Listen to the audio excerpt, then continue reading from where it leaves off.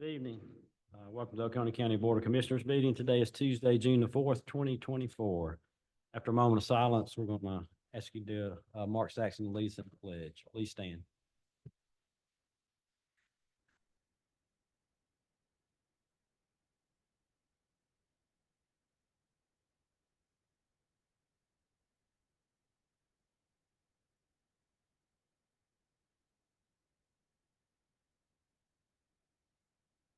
I pledge allegiance to the flag of the United States of America, to the republic which stands one nation.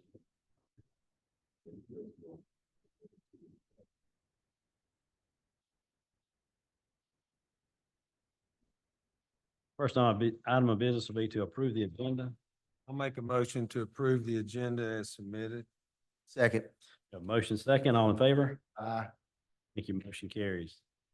Any statements or remarks from citizens? This is for anything not on the agenda tonight. Any statements or remarks from commissioners? That will move on to approval of minutes. This is for May 7th and May 21st.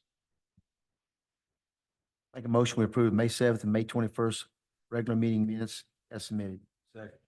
Motion second, all in favor? Aye. Thank you. Motion carries. Next item is moving to rezones. Our first rezone is P 24-0056. This is Richard Grayson rezoning from AR and MH to R2. It's 3.3835 acres located at 1021 Moreland Way and Veterans Memorial Parkway. Thank you, Mr. Chairman, Commissioners. Again, this is rezone P 24-0056, Richard Grayson, owner and applicant. This is parcel W01024 and B06030A. Currently zoned MH and AR in the community village character area. And again, the request is to rezone the 3.38 acre properties from MH and AR to R2. Two-family residential district for two duplexes. This is the recorded plat in your packet of the mobile home lot, and this is the recorded plat of the AR zoned property. This is the concept plan in your packet that shows the mobile home lot with a proposed drive and the two duplexes in the AR portion of the property. These are the architectural renderings submitted with or photos submitted with the application, a couple of layouts as well. And staff recommends denial based on the policy and decision-making criteria and standards of the UDC. However, if the board chooses to approve this request, staff recommends the following conditions. Number 1 and 2 are our standard conditions. Number 3, all dwelling units shall have facades that consist primarily of brick, stone, stucco, or lap siding, consisting of painted wood lap or fiber cement board siding. No vinyl or metal siding shall be allowed. The Planning Commission recommended approval of the request with staff's recommended conditions. With one additional condition, access to the development must be from Moreland Way, as shown on the approved concept plan. Thank you. Now we'll hear from the owner or the agent of the owner. Thank you, Mr. Chairman, Commissioners. My name is Justin Greer with Pittman and Greer Engineering, 1050 Barber Creek Drive, Building 400. I'm representing Mr. Rick Grayson in the rezone request before you this evening. To begin with, I'd like to give you a little history of the properties. Mr. Grayson bought the larger 2.9 acre tract in 2016. And at that time, the tract was on AR1 and had no access to Moreland Way. It appears to be somewhat landlocked, but in fact, it does have access to the 441 bypass, which is a limited access highway. At the time of purchase, Mr. Grayson's plan was to hold on to the tract, hoping that he might purchase one of the lots on Moreland Way and gain access there due to the uncertainty in the magnitude of the GDOT improvements. His goal at the time was to eventually divide the 2.91 acres into two parcels under the AR1 classification, since that zoning class allowed for a 1.17 acre lot when there was no sewer available. When the adjoining and smaller 0.4 acre lot became available in 2017, he purchased that also with the goal of then gaining access to Moreland Way by a 25-foot access easement and then constructing 3 residences. In late 2019, the UDC was updated with significant modifications. The AR1 zoning class went to AR, with the minimum lot size changing from 1.17 acres to 2 acres when sewer is unavailable. Had Mr. Grayson been a client of mine at the time, I would have advised him to take advantage of a then allowed administrative lot split prior to that change in the UDC. Earlier this year, after some cleanup began on the trailer park, Mr. Grayson came to us, and so we could review his options for the property.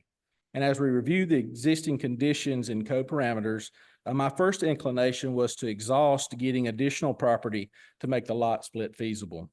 You see, the old 25-foot access easement that was required now has to be a 40-foot wide under current UDC standards, and this substantially impacts the existing mobile home lot.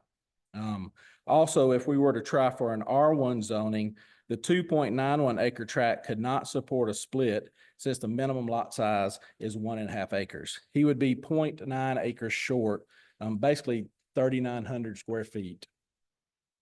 It was my recommendation that Mr. Grayson try to get that small amount of additional property from the adjacent owner, Mr. James Palace. That would make it 3 acres and make the lot split feasible. We could try to come back for an R1 classification.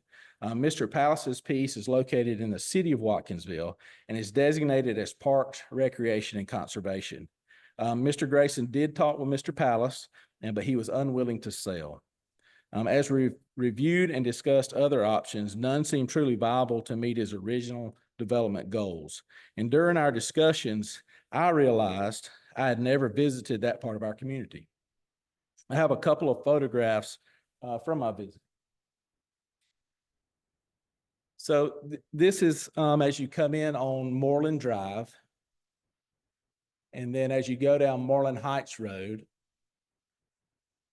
This is where you can get to the end of Moreland Heights at Moreland Way. If you're standing on our property line, this is the property to the right. This is the property immediately to the left. And this is 2 properties to the left. If you were to turn around, that property would be on your right hand. And to the left is the mobile home park. At the Planning Commission, luckily I had done my homework.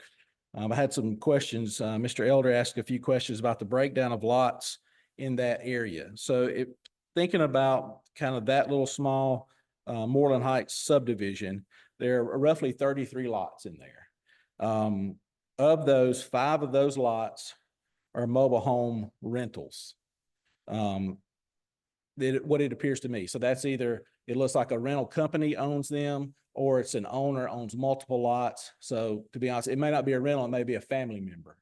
But there are 5 mobile home lots as rentals, and then 13 truly, they're owned by someone.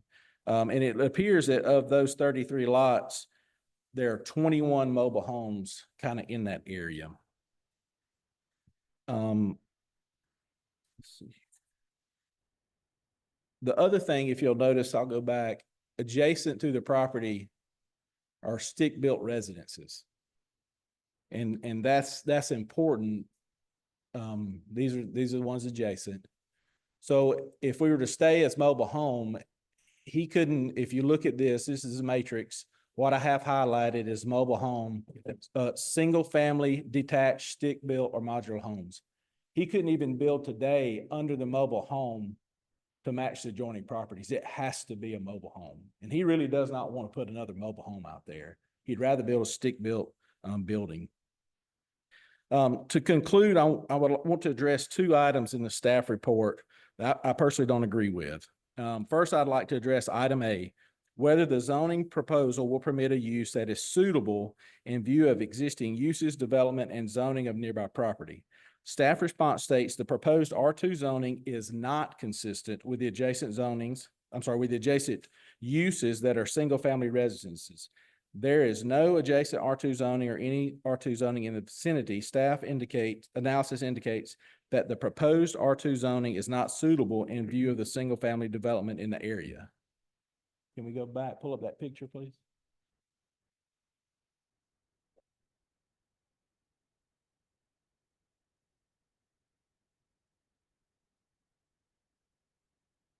The adjacent sites are not solely single-family residences. You could stand in his driveway and throw a rock and hit that mobile home. There are mobile homes on Moreland Way, Moreland Heights, and Moreland Drive, and by definition, a mobile home park is multifamily.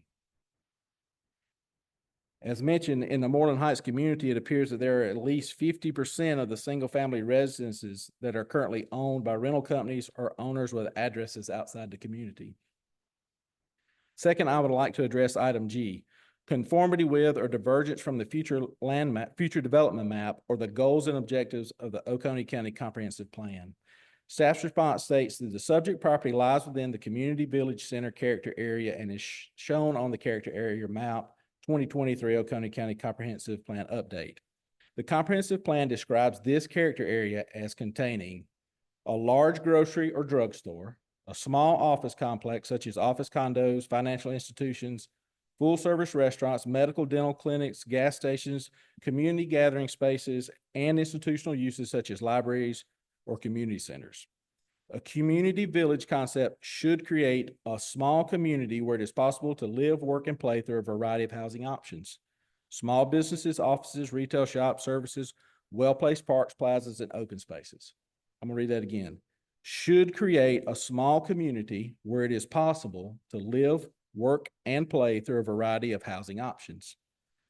This is staff report. The comprehensive plan supports B1 MPD, B2, and B2 MPD zoning in this character area. Staff finds the proposed R2 zone is not in conformity with the comprehensive plan, and this is not part of a mixed-use project. So staff is saying to be in line with the future development map, residential would only be allowed as a component of a mixed-use project, and that the comp plan supports B1 MPD, B2 MPD zoning in this character area. Well, MPDs are no longer allowed under the UDC. I can't do them. So that's 2 out of the 4. So I'm left with B1 and B2, both of which don't allow residential in the zone. But I think there's another way to look at the area. Coupled with the new developments, Peach State Academy, daycare, True Steel, the flex space storage, and the proposed commercial that's across 441 bypass, this fine county municipal building, the Moreland Heights community, which this is, could already be considered part of a mixed-use area, and that an R2 zoning, 2-family residential, is very appropriate given the location because it makes a small community. People can live, work. It meets the character area. I don't have anything to add. If y'all have any questions, I'll answer them at the appropriate time. Thank you. Thank you. Does anyone else wish to speak for the rezone? Does anyone wish to speak against? With that, we'll go ahead and close public comments. Do we have any questions or comments from commissioners?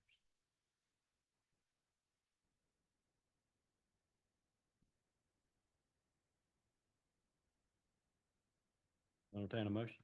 I'll make a motion to approve rezone P 24-0056.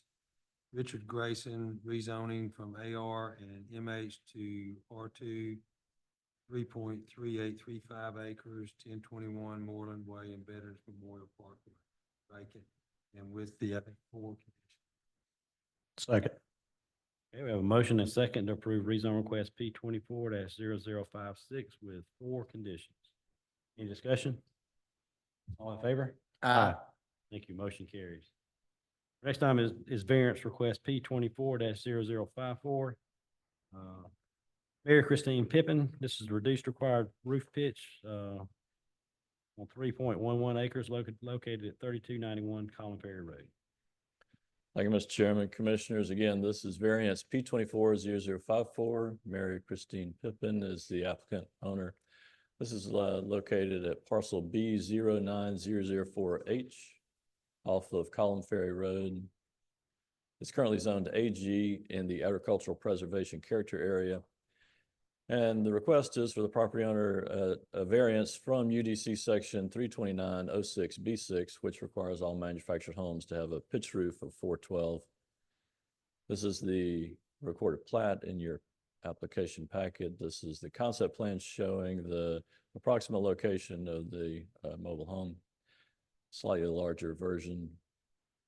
And staff recommends approval. The request does meet all necessary conditions to grant the special exception variance with our one standard condition. Thank you. Now we'll hear from the owner or the agent.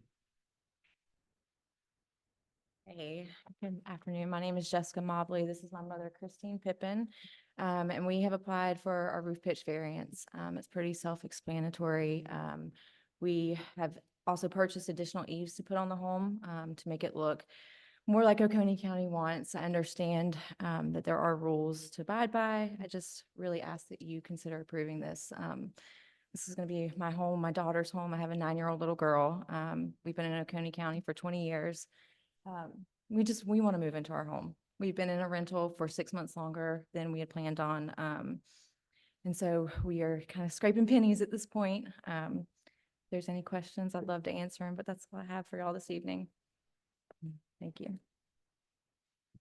Janet Castro, you want to speak? Want to?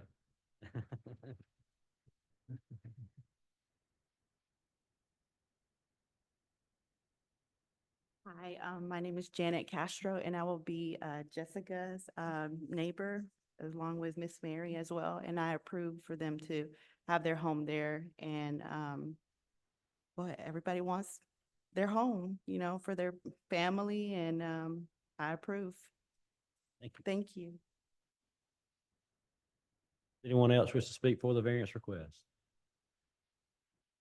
Does anyone wish to speak against? With that, we'll close public comments. Any questions or comments from commissioners? We'll entertain a motion. I make a motion to approve variance P 24-0054 as submitted. We have a motion and a second to approve variance request P 24-0054 with one condition. Any discussion? All in favor? Aye. Thank you. Motion carries. Next item is consider appointments to the Oconee County Animal Services Advisory Board.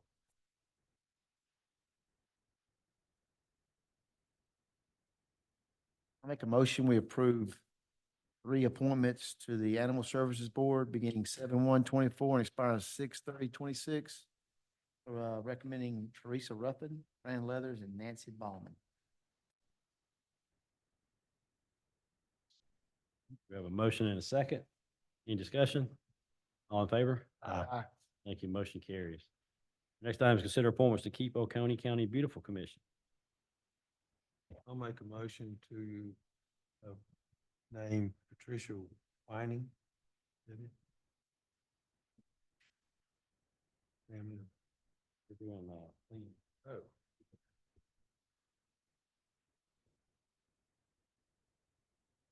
Means make an excuse. I got my glasses on. Make sure. Here's 5 names I'll read for approval. Tommy Malcolm, Rodney Marico, Karen Fambro, Lona Painter, and Kelly Dollar. A motion and a second.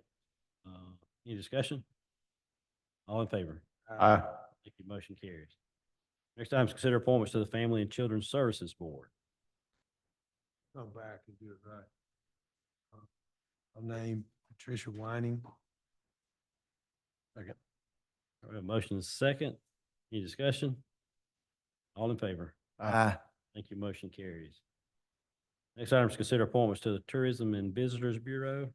Make a motion, we approve Dean Bright, Greg Wilson, and TJ Stevens to the Tourism Visitors Bureau for starting 7/1/24 and ending 6/30/26. A motion second. Any discussion? All in favor? Aye. Thank you. Motion carries. Next item, discuss and consider the FY 25 equity and merit adjustments. As you recall, each year we get close to the end of the fiscal year, we take a look at any savings we might have had in payroll. In the last 3 years, we've made equity adjustments to all employees, a certain amount for full-time, a certain amount for part-time. And then also everyone who receives and excels, we have a pot of money that would assign out. Unfortunately, I don't have everything ready for that, so I'm gonna ask to bring that back to you at the end of June or discuss and consider once we have all the numbers finalized. But I was out last week and it kind of got away from me, so apologize for that. Talk about that next time. Next time we discuss and consider the Oconee County probation contract.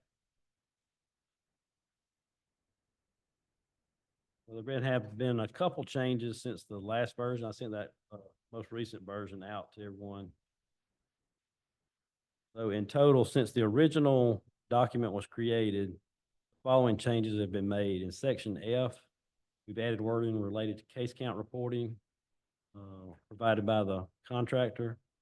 In section M, we added wording related to orders issued by the courts to stop fees.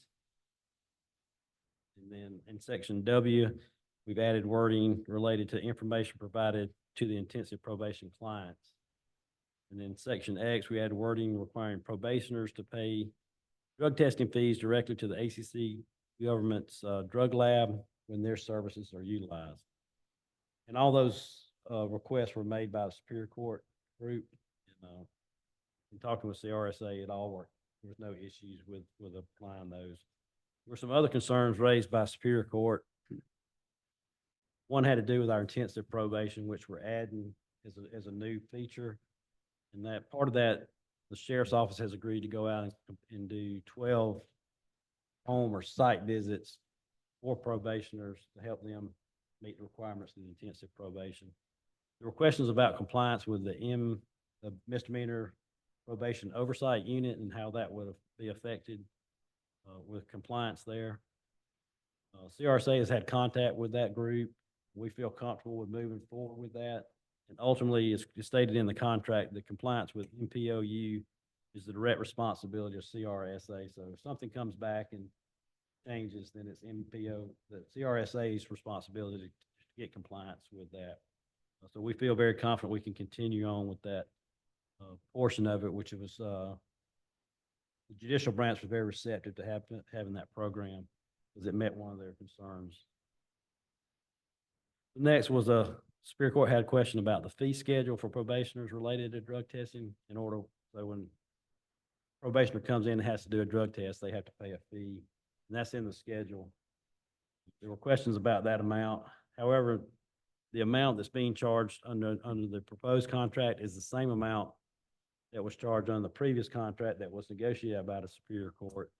It's also the same amount that is paid for probationers within Athens, Clarke County, with the Superior Court's contract with Athens, Clarke County for probation. So all that matches up. So no changes to the drug testing fees are recommended after that conversation. And the Superior Court had some questions about the term of the contract. Again, as I mentioned last time, the proposed term matches the term of the existing contract that was totally negotiated by the Superior Court. Also the same time frame. The Athens, Clarke County probation contract. Also noted is that the courts and the county government can terminate the contract for cause at any time. So if something happens in there that's real egregious, we can just end the contract that day if we need to. And there's also a contract. The contract also allows for immediate termination, or excuse me, a 30-day termination by the county or the contractor for any reason. So even though it's a 5-year term in that, there are options to get out if there's some type of failure. Again, we're trying to schedule a kickoff meeting if this gets approved tonight with the judicial branch, and then have annual meetings after that to discuss how the contract's going, performance of the contract. And if anything needs to be tweaked, if everybody's agreeable to it, we can probably just handle that administratively if it's not affecting the major terms of the contracts. Are there any questions on that one? My recommendation is to approve this tonight, and we'll get the signatures and get the kickoff meeting scheduled as quickly as possible after that. Do we have any public comment on this item? If there are no questions, we'll entertain a motion. I make a motion to approve the contract as presented with the modifications. So a motion and second to approve the contract for probation services in Oconee County. Any discussion? All in favor? Aye. Thank you. Motion carries. Next item is to discuss and consider the adoption of the proposed FY25 budget. Thank you, Chairman and Commissioners. I'd like to give you an update on the FY '25 proposed budget since last presented at the public hearing. Thank you. The second public hearing held on May 21st. The general fund budget proposed is $40,736,394, with a total budget proposed of $76,634,635. Also, at that time, we presented the FY '25 proposed fee schedule, and there have not been any changes to the general fund budget, total budget, or the fee schedules since last presented. So this evening, my request is for your consideration to adopt a resolution approving the proposed FY '25 budget and the fee schedule. Any questions on this? Do we have any public comment on this item? I do want to mention that we've received our first draft of the digest from the tax commissioner, which it appears we will be able to do a full rollback and meet the budget. The second full rollback year. Third, fourth actual reduction in the millage rate budget. Good, very good work from everybody. Thank you, Melissa. You know, add my thanks to Melissa and everybody and the entire staff for doing this yeoman's job. It's great. Thank you. No other questions or comments? We'll entertain a motion.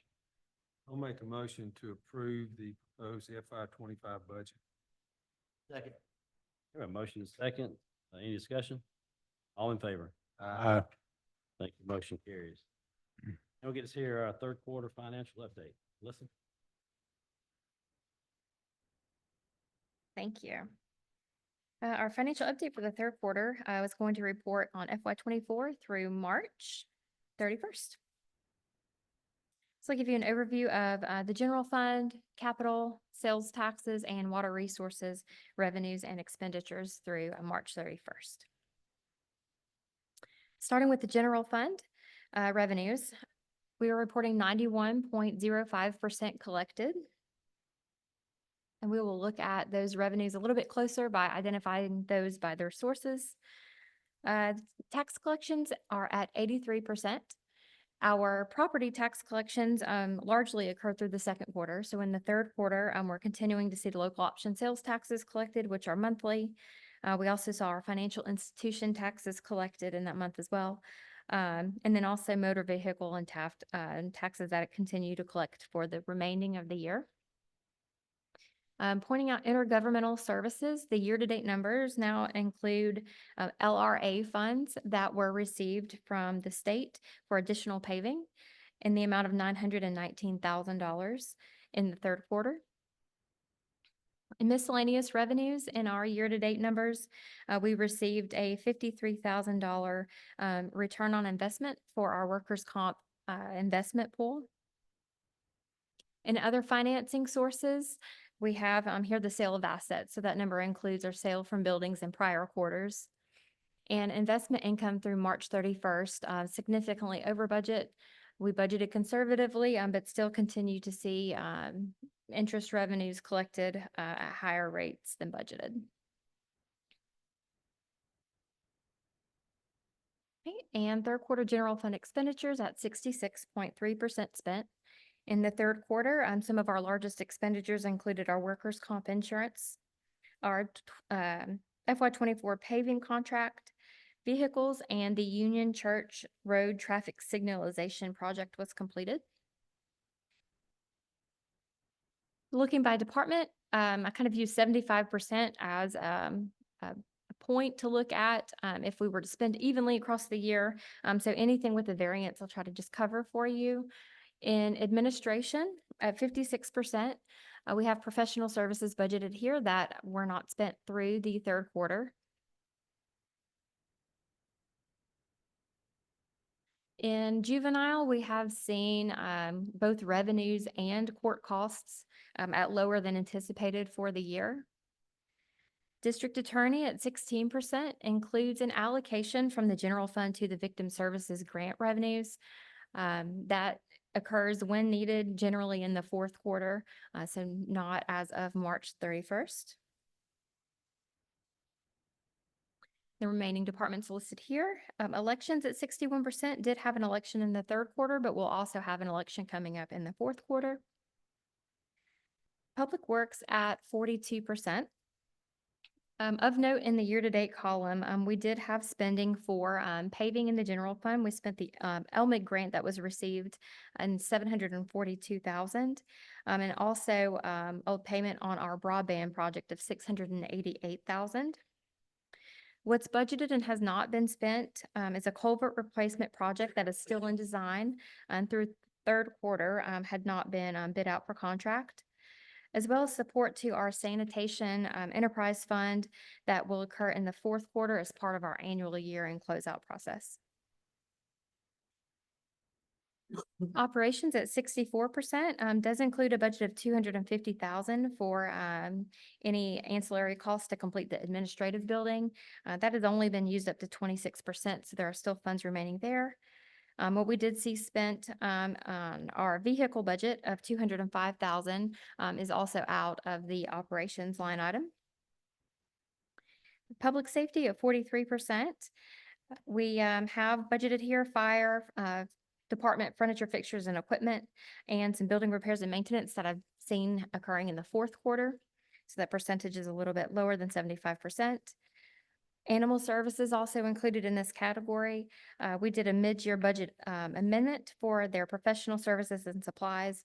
They are spending those increased items. Professional services is currently at 57%. And what hasn't occurred in this line item yet is the general fund support of the E911 Special Revenue Fund, which also occurs in the fourth quarter as part of our year-end closeout. And parks recreational programs at 57%. It's a capital budget of $150,000 for which we know the equipment is not going to be delivered until after third quarter. Supposed to be in FY25, but an update indicates that we might receive one of the pieces of equipment a little bit sooner than that. As well as having contract labor, supplies for camps, for programs that we don't anticipate spending in this fiscal year, along with rental facilities. Since it's related to our Board of Education joint use agreement, we won't have as many rentals of facilities as we have budgeted for. General fund capital expenses, an update on those projects. The call manager upgrade equipment was purchased in the third quarter, and we do work towards completing the implementation before the end of the year. Jail HVAC controls also completed in the third quarter. The public works infrastructure funds and capital have not been assigned to a project. And again, the parks and recreation capital of $150,000 not spent through third quarter. The FY24 vehicles that are itemized here for you were received in the third quarter as well. Okay, in our capital fund, we do have multi-year projects.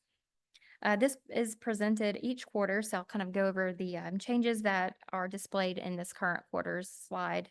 The Snows Mill Roundabout is now in the right-of-way acquisition phase. The Union Church Road Signalization Project has completed. And the two on the bottom have been added since the last presentation. The Hog Mountain Multi-Use Path, which is in the right-of-way acquisitions, and the Heritage Park Master Plan Engineering project that has been started. Looking at sales taxes, our local option sales tax is accounted for in the general fund. So you can see an increase in the third quarter of this year as compared to the third quarter of last year. You may have heard me mention that we're starting to see the increases that we've had in sales tax historically kind of level out. So this increase represents 1.44% over prior year. But we are still on 76% to budget and on target to meet what we've budgeted for in FY24 for sales taxes. SPLOST distributions are in the capital fund. And again, we see a 1.36% increase in the third quarter over prior year. The budget of $7.8 million that you can see on the green bar has been collected at 117%. This fund is budgeted at the level of expenditures planned. So we have achieved all of the revenues to complete the projects budgeted in FY24. And T-Splost collections of 2.8 million bring us to 79% of budgeted funds at 10.5 million for fiscal year 2024. A look at some of the projects that we're completing with Splost. Again, this was in the second quarter presentation, so I'll show you what has changed in historic property improvements. Those projects have been completed. That's the only line item on this listing that is in the 2015 referendum. All of the other items are in the 2021 referendum. Fire equipment purchases have completed for the fiscal year, as well as paving. Our paving contract is for multiple funds. The SPOS portion of that contract has been spent as of third quarter. The balance of our paving contract lies in T-Splost, and we are still in process of paving and making those pay applications, as well as related services. Looking at the Water Resources Fund, revenue is collected at 127% to budget. So I'll give you a little bit of clarity on this line item. The budget includes SPLOST funding coming in to support capital projects. And the revenue includes GFA proceeds drawn on debt that are not included in the amended budget. So to pull those things out and kind of look at operational revenues brings us back to a 76.78% collected. So the water and sewer sales are on target. Second quarter, I reported to you that sewer capacity and water availability were kind of falling short of where we anticipated. But as of third quarter, with some of the developments making those one-time fees, we have come back to being at 85% and 72% to budget respectively. So their revenues are on target for the fiscal year. And Water Resources Fund expenses at 48.57% expended. The amended budget does include multi-year capital projects. So as these budgets roll into each fiscal year, it's understood that that project won't necessarily be completed in that year. So the expenses generally would be less than the budget during those years of the project. Also, the budget includes depreciation, which is recorded in the fourth quarter at our year-end close. Removing those items to give you a comparison would bring our expenditures at 71.27% to date. And to illustrate that a little bit, we've got the expenses here by classification. So the personal, purchased, and supplies categories, the first three lines give you an indication of the operations. You can see the capitals at 42.48%. And the debt service is 84.25. We'll just make those scheduled payments as they are due throughout the year. Since capital is such a large component of the budget, we'll look at that a little bit more. These were the originally budgeted capital items in the Water Resources Fund. There has not been a change to any of the project statuses since we have last reported. And also a listing of the multi-year projects that you see in that capital line item as well. Again, no change here either since last reported for second quarter. So that concludes the presentation, and if I can answer any questions for you, I am happy to do so. Any questions for Melissa on that? Thank you. Does any commissioner wish any item to be removed from the consent items? With that, we'll entertain a motion.